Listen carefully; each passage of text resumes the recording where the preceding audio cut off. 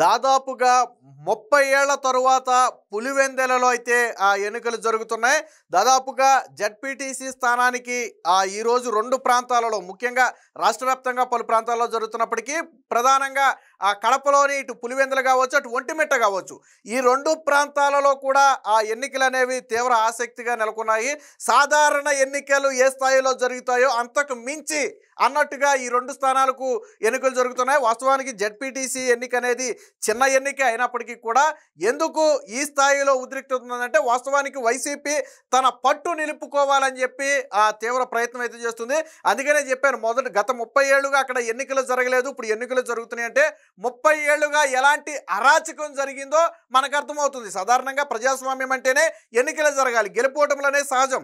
కానీ 30 ఏళ్లుగా ఆ ప్రాంతాల్లో ఎన్నికలు జరగలేదు. మొట్టమొదటిసారిగా ప్రజలు స్వేచ్ఛగా బయటకు వచ్చి ఓటు వేసే అవకాశం లభించడంతో ప్రజలు కూడా స్వచ్ఛందంగా ముందుకు వస్తున్నారు. అయితే ఈ ప్రాంతాలలో పట్టు నిలుపుకుని కడప పులివెందులలో జగన్మోహన్ రెడ్డి గ్రిప్పు తగ్గలేదు, రాజకీయంగా ఇంకా పలుకుబడి ఇన్ఫ్లుయెన్స్ ఉంది అని చెప్పుకునే ప్రయత్నం అయితే జరుగుతుంది. దానిలో భాగంగానే మొత్తం ఎంటైర్ వైసీపీ కేడర్ అంతా కూడా రంగంలో దిగింది. స్వయంగా జగన్మోహన్ రెడ్డి పర్యవేక్షణలో, అవినాష్ రెడ్డి పర్యవేక్షణలో ఓటర్లను ప్రలోభ పెట్టడం, ఓటుకి దాదాపుగా 10,000 వరకు ఇస్తున్నారని చెప్పి ఇప్పటికే పలు పత్రికల్లో వార్తలు రావటం.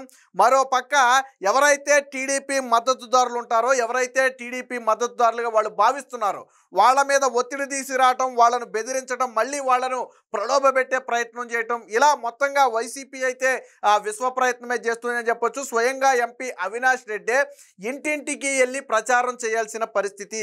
అంటే వైసీపీ దీన్ని ఎలా తీసుకుందనేది మనం అర్థం చేసుకోవచ్చు.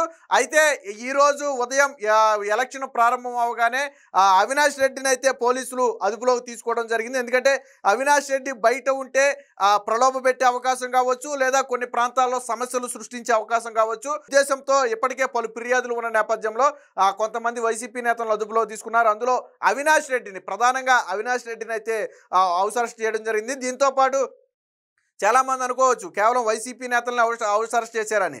లేదు, చాలామంది టీడీపీ నేతలను కూడా హౌస్ అరెస్ట్ చేశారు. అంతిమ లక్ష్యం ఏంటంటే ప్రశాంతంగా ఎన్నికలు జరగాలి, ప్రజలు ఎటువంటి భయభ్రాంతులకు ప్రలోభాలకు గురి కాకుండా వచ్చి ఓటు హక్కును వినియోగించుకోవాలి. 30 ఏళ్ల తరువాత తొలిసారిగా ప్రజాస్వామ్యబద్ధంగా అక్కడ ఎన్నికలు జరుగుతున్నాయని మనం చెప్పుకోవచ్చు. ఒక రకంగా ఇది ప్రజాస్వామ్యం గెలుపు. ఎవరు గెలుస్తారు అనేది పక్కన పెడితే 30 ఏళ్ల తర్వాత ప్రజలు స్వేచ్ఛగా బయటకు వచ్చి ఓట్లు వేస్తున్నారు అంటే ఎలాంటి ప్రజాస్వామ్యం ఉందో ఇప్పటివరకు మనం అర్థం చేసుకోవచ్చు. దీనికి సంబంధించి ఇది ఈరోజు పులివెందుల ఎలక్షన్కి సంబంధించే మనం ఇక్కడ చూడొచ్చు. ఓటర్లందరూ కూడా క్యూ లైన్లో ఉన్నారు. అడుగున ఇక్కడ చూడొచ్చు, మనకి సీసీ కెమెరాలు కనపడుతున్నాయి కదా.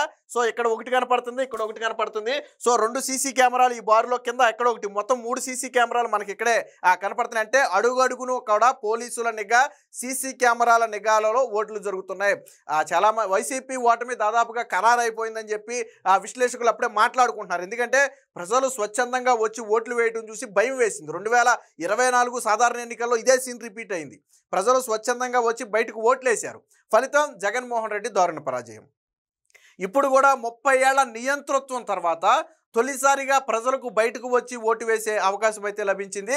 సో దీంతో వైసీపీ అయితే తీవ్ర కుట్రలు బంతుంది. ఎక్కడో రిగ్గింగులు జరుగుతున్నాయనో లేదా టీడీపీ పోలీసులను అడ్డం పెట్టుకుని ఏదో చేస్తుందని చెప్పారు. కానీ ఎక్కడా కూడా అలాంటివి జరగట్లేదు. అడుగడుగున సీసీ కెమెరా నిఘాలు ఉన్నాయి, చాలా స్పష్టంగా ఉన్నాయి. ప్రతి వ్యక్తికి ఓటర్ కార్డు ఉంటేనే పోలింగ్ బూత్లోకి పంపుతున్నారు. అనుమానితులను కానీ ఇతర ప్రాంతాలకు చెందిన వారిని కానీ రానివ్వట్లేదు. సో ఎన్నికలు అయితే చాలా పకడ్బందీగా జరుగుతున్నాయని చెప్పొచ్చు. సో అవినాష్ రెడ్డి అరెస్టుకి సంబంధించిన విజువల్ ఒకటి ఉందో ఒకసారి చూద్దాం.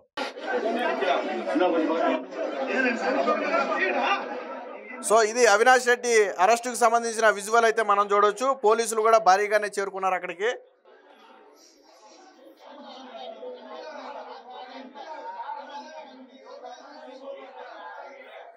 అవినాష్ రెడ్డి అరెస్టు సమయంలో కూడా వైసీపీ చాలా తీవ్రంగా ప్రతిఘటించింది. వాస్తవానికి అంత ప్రతిఘటించాల్సిన అవసరం లే.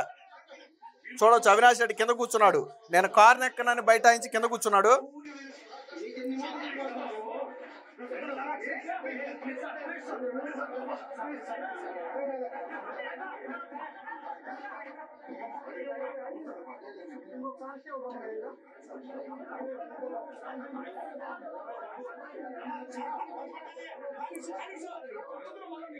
సో అవినాష్ రెడ్డి వాస్తవానికి ఎక్కడా కూడా కారు ఎక్కేందుకు ఒప్పుకోలేదు. సాధారణంగా హౌస్ అరెస్ట్ చేయటం అనేది ఆ ఎన్నికల విధులు సక్రమంగా నిర్వర్తించడం కోసం చేసింది. కాకపోతే మనకిప్పుడు సోషల్ మీడియాలో నడుస్తుంది ఏంటంటే అవినాష్ రెడ్డిని అరెస్ట్ చేస్తుంటే ఈ ఎన్నికల్లో భాగంగా ముందస్తు అరెస్ట్ చేస్తున్నారా లేదా వివేకానంద రెడ్డి కేసులో ఏదైనా అరెస్ట్ చేస్తున్నారా అర్థం కాక కన్ఫ్యూజ్ అయ్యాడంట.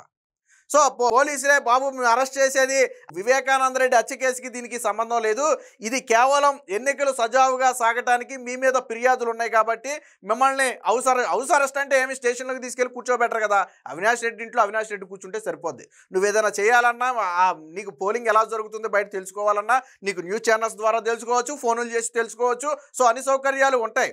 కానీ అవినాష్ రెడ్డి దానికి కూడా ఒప్పుకోలేదు. ఎందుకు ఒప్పుకోలేదు అంటే అవినాష్ రెడ్డి బయటికి వెళ్ళాలి, కొన్ని పోలింగ్ బూతుల్లో తమ ఆధీనంలో తీసుకోవాలి, అవసరమైతే రిగ్గింగ్ చేయాలి, అక్కడ వైసీపీ గెలవాలి.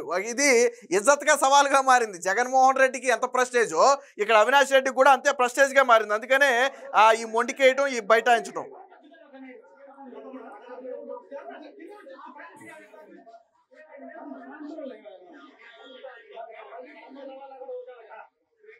సో ఇది మొత్తంగా అవినాష్ రెడ్డి అరెస్టు తర్వాత కొంత వైసీపీ నుంచి వచ్చే ప్రలోభాలు కావచ్చు, ఒత్తిళ్లు కావచ్చు తగినని చెప్పొచ్చు. ఈరోజు సాయంత్రం 5 గంటల వరకు కూడా పోలింగ్ అయితే జరుగుతుంది. అవినాష్ రెడ్డితో పాటు పలు ప్రాంతాల్లో వైసీపీలోని కీలక నేతలందరినీ కూడా పోలీసులు అయితే హౌస్ అరెస్ట్ అయితే చేయడం జరిగింది. హౌస్ అరెస్టును కూడా వైసీపీ ఏదో నిర్బంధం లాగాను ఎన్నికలను అడ్డుకుంటున్నట్టుగాను వైసీపీ ప్రచారం చేసుకుంటుంది. అవినాష్ రెడ్డిని హౌస్ అరెస్ట్ చేయడానికి ఎన్నికలను అడ్డుకోవడానికి సంబంధం ఏంటో నాకైతే అర్థం కాల. ఇప్పుడు ఒక వ్యక్తి వల్ల ఉద్రిక్తత చెలరేగే అవకాశం ఉంది, ఒక వ్యక్తి అండ చూసుకుని కొంతమంది రెచ్చిపోయే అవకాశం ఉందని భావించినప్పుడు శాంతి భద్రతల దృష్టి కావచ్చు లేదా ఎన్నికలు సజావుగా సాగడానికి కావచ్చు పోలీసులుగా రైట్స్ ఉంటాయి. ఫర్ ఎగ్జాంపుల్ టీడీపీ నేతలను కూడా చాలా మందిని అదుపులో తీసుకున్నారు కదా, చాలా మంది టీడీపీ నేతలను కూడా అదుపులో తీసుకున్నారు. ఎందుకంటే ఆ ప్రాంతాల్లో వాళ్ళు చూసి వీళ్ళు రెచ్చిపోవచ్చు. సో ఇక్కడ పోలీసులు న్యాయబద్ధంగా ఇరు పార్టీలకు చెందిన వారిని అదుపులో తీసుకున్నారు. కాకపోతే అవినాష్ రెడ్డి ఎంపీగా ఉండటం, జగన్మోహన్ రెడ్డికి సోదరుడు వరుస కావటం, వివేకానంద రెడ్డి హత్య కేసులో బాగా హైప్ ఉండటం వల్ల అవినాష్ రెడ్డి అరెస్టును వైసీపీ భూతత్వంలో పెట్టి చూపిస్తుంది. కానీ గతంలో చంద్రబాబు గారిని మీరు తాత్కాలికంగా హౌస్ అరెస్ట్ చేసిన దానికి ఇంత రాద్ధాంతం చేస్తే గతంలో చంద్రబాబు గారిని నంద్యాలలో నిద్రపోతున్నప్పుడు అర్ధరాత్రి 2-3 గంటల సమయంలో లేపి అరెస్ట్ చేసినటువంటి పరిస్థితి. ఆ రోజు అది ప్రజాస్వామ్యం. వాళ్ళకి ఆధారాలు లేవు, ఏమీ లేవు. Z+ కేటగిరీ ఉన్న వ్యక్తిని ఉదయం 6 గంటల వరకు అరెస్ట్ చేయడానికి లేదు, అది నామ్స్ కూడా ఉన్నాయి. అర్ధరాత్రులు వెళ్ళి డిస్టర్బ్ చేయకూడదు. కానీ ఆ రోజు అర్ధరాత్రి వెళ్ళి అరెస్ట్ చేయటమే కాకుండా డే మొత్తం తిప్పారు, తర్వాత జైల్లో పెట్టారు. అది ప్రజాస్వామ్య విజయంగా చెప్పుకుంటారు. ఇక్కడ ఒరే బాబు 2 గంటల్లో ఎన్నికలు అయిపోతే 2 గంటలు నువ్వు ఇంట్లో కూర్చోరా నాయన అని చెప్పడం మాత్రం ప్రజాస్వామ్యాన్ని కూనీ చేయటం. వైసీపీ రాతలు కావచ్చు, సోషల్ మీడియాలో రాతలు కావచ్చు, ఇలాగే ఉంటాయి. అవినాష్ రెడ్డిని అరెస్ట్ చేస్తే ప్రజాస్వామ్యం కూనీ అయిపోయిందని రాస్తున్నారు. అవినాష్ రెడ్డిని ఎందుకు అరెస్ట్ చేశారు? ఎన్నికలు సజావుగా సాగటానికి. నిజంగా ఎన్నికలు సజావుగా సాగటమే మీ ఉద్దేశం అయితే నా వల్ల ఇబ్బంది అనుకుంటే నేనే కాసేపు పక్కన ఉంటాను, మీకేం ఇబ్బంది లేదని సపోర్ట్ చేయాలి, కోఆపరేట్ చేయాలి. ఒక ప్రజాప్రతినిధిగా ఉన్న వ్యక్తి నా వల్ల మీకు ఎటువంటి ఇబ్బంది లేదని పోలీసులకు హామీ ఇవ్వాలి. అలాంటిది పోయి వాళ్ళు అరెస్ట్ చేస్తుంటే నేను కింద కూర్చొని చిన్నపిల్లలాగా నేను రాను, నేను ఎంపీని, నేను ఎక్కడే ఉంటా. నువ్వు ఎంపీ కావచ్చు, ప్రైమ్ మినిస్టర్ కావచ్చు, అక్కడ నీ వల్ల ఇబ్బంది ఉందా లేదా అనేదే ఇంపార్టెంట్. ఇంటింటికి తిరిగి ప్రచారం చేసిన వ్యక్తి కూడా అవినాష్ రెడ్డి. అవినాష్ రెడ్డి ఇంటింటికి తిరిగి ఎందుకు ప్రచారం చేయాల్సి వచ్చిందో నాకైతే అర్థం కాల. అంటే జడ్పీటీసీ ఎన్నికలను అంత ప్రెస్టేజ్గా తీసుకున్నారు. 30 ఏళ్ల తరువాత జరిగే ఎన్నికలు. ఇక్కడ ఓడిపోతే ఇప్పటి వరకు చెప్పారు కదా టీడీపీ ఈవీఎంల మీద గెలిచింది, ఈవీఎంల మీద గెలిచింది అంటారు కదా, ఇవి బ్యాలెట్ మీద జరిగేవి. సో ఇక్కడ ఓడిపోతే జగన్మోహన్ రెడ్డి తలెత్తుకోలేని పరిస్థితి, తన కంచుకోట్ల బద్దలైనటువంటి పరిస్థితి. ఆల్రెడీ కడప కంచుకోట్ల బద్దలైపోయినాయి.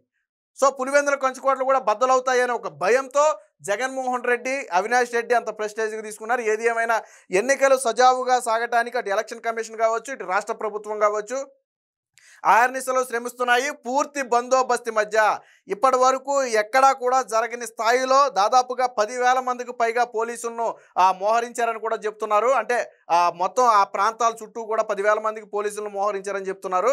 అంటే ఎన్నికలు ఎంత సజావుగా సాగటానికి అవకాశం ఉంది అనేది చెప్పడానికి ఇదొక ఉదాహరణ.